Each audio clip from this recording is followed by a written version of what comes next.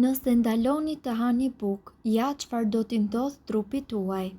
Njerëzit në një dietë të tillë eksperimentojnë të marrin sa më pak karbohidrate, të gjithë janë të çmendur për të pasur një dietë me pak karbohidrate, hahet pak bukë dhe makaronat janë mbivlerësuar. Këtu ju do të gjeni disa elementë të cilët i ndodhin organizmit tuaj kur ju ndaloni së ngrënuri bukë.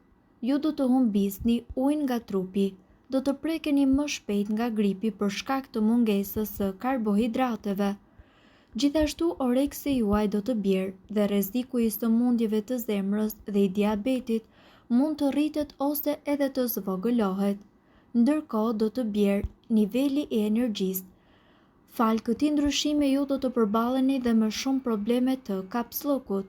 Do t'ju prishet disponimi dhe ju nuk do të mund të stërviteni ashtu siç duhet. Prandaj herën tjetër tregoni të kujdesshëm kur merrni vendime të tilla.